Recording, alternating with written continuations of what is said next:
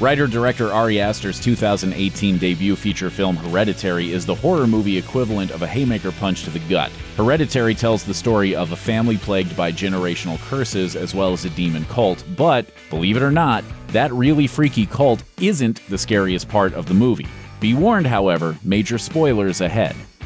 One of the most memorable scenes in Hereditary is the closing scene in the treehouse, in which Peter, now housing the demonic Paimon's soul, is crowned the king of hell on earth. For the kinds of viewers who didn't care for the movie, this ending came out of nowhere. But to viewers who paid close attention, who read the literal writing on the walls, this scene was the culmination of every single frame of the film up to that point. The closing scene is a testament to the scariest machinations of the cult of Paimon. Throughout the whole film, the cult manipulates nearly every event, from the funeral to Charlie's death, to Annie's desperate spiral into spiritualism, to Peter's utter mental and physical collapse. We even learn that the cult stretches back generations before the events of the film, leading to the deaths of Annie's father and brother and even the births of her children. From the shadows, they manipulate everything that befalls the Graham family until all that's left is Peter's broken shell with a demon filling. But why should we be afraid, apart from the film's shocking imagery?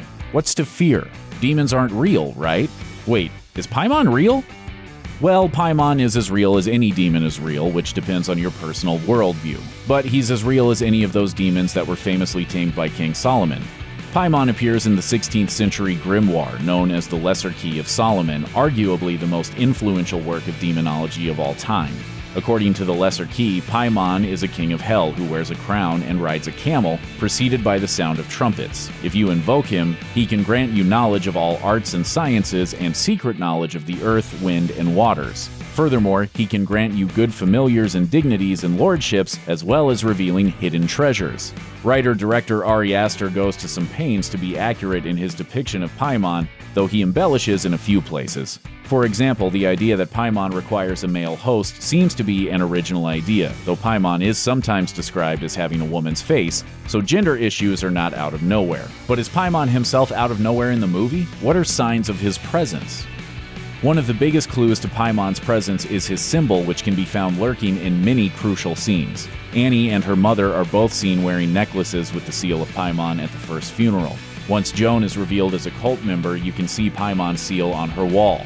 Most significantly, though, you can see Paimon's seal carved on the utility pole where Charlie will later be decapitated, which reveals how even that shocking event was orchestrated by the cult of Paimon. The most literal sign of Paimon's presence, however, is the glimmering blue light that indicates he is manipulating events. Besides the obvious moments of possession, close viewing will catch this light knocking over Annie's paint bottle and popping up during key events at Peter and Charlie's school. Besides Paimon, there's one character in Hereditary whose presence is the most pervasive in the film despite being literally defined by her absence: Ellen, Annie's mother, and Peter and Charlie's grandmother. Ellen is the catalyst for everything in the movie from any angle. As a leader in the cult of Paimon, her desire to provide a host for her demon king is the driving force behind the shadow conspiracy that wrecks the Graham family. Likewise, her death and the complicated feelings this stirs up in Annie led to a lot of the emotional conflict in the film. But going back even further, it was her treatment of Annie as a child that teaches Annie how to deal with her own children, a lineage of abuse and poor communication that culminates with Annie's explosion at the dinner table. And I know you're in pain, and I wish I could take that away for you. I wish I could shield you from the knowledge that you did what you did, but your sister is dead!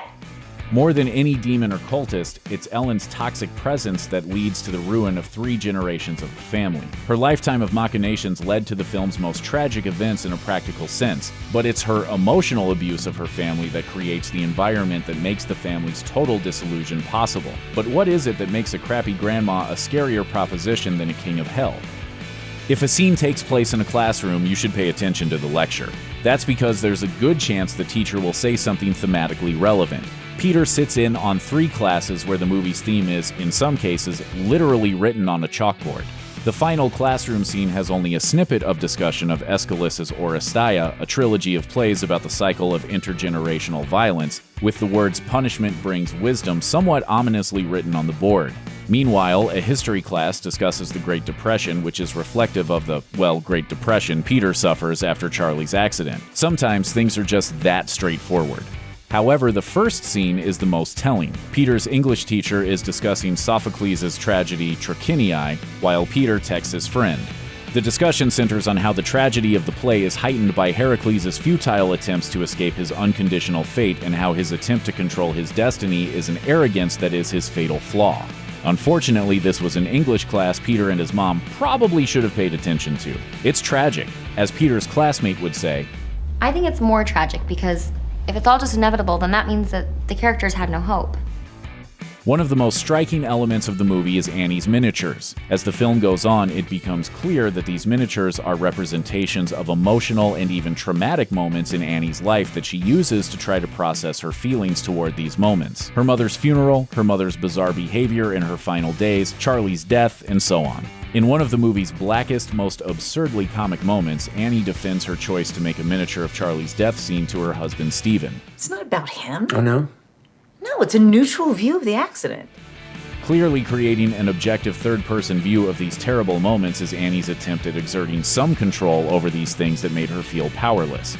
By stripping the scenes of subtext, she can hope to finally understand the text of them. But as director Ari Aster tells Variety, this is at best an illusion of control.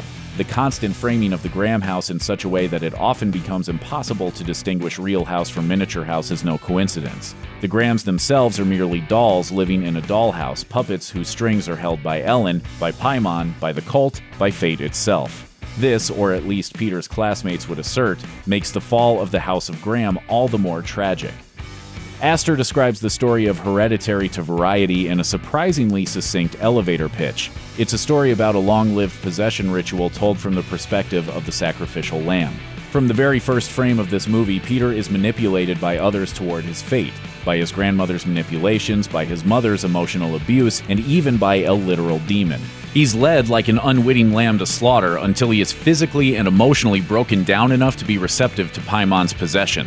Hereditary is Lovecraftian in the sense that it examines regular people who find themselves confronted with forces so beyond their everyday comprehension that facing it head-on destroys their sanity and ultimately their lives. Paimon's logic is not human logic, and any attempts to impose such logic on the tragedies befalling the Grahams has disastrous consequences.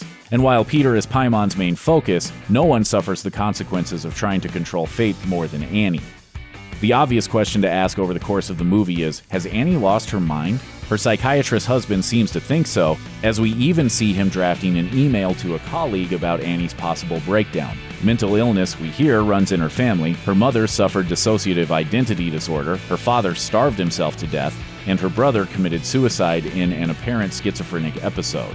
But within the literal reality of the movie, it's possible most of these diagnoses were misunderstandings of demonic activity. Annie's brother, the original Charlie, was at least telling the truth.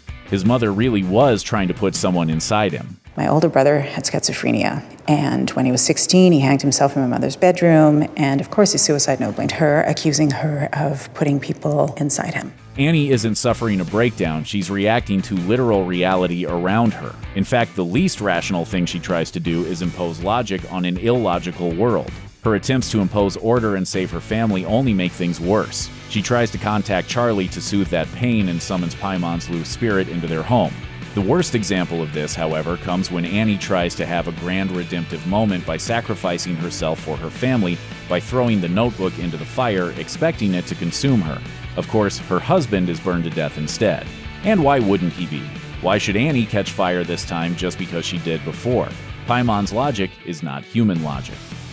But while the presence of mental illness within the literal reality of Hereditary is ambiguous at best, it is impossible to deny the looming shadow it casts over the film on a metaphorical level. The mental illness passed down from Ellen to Annie and her brother, and then to Peter and Charlie, is merely one element that moves from generation to generation. Ellen's emotional abuse is passed on from mother to daughter, despite Annie's best attempts to remove herself from it.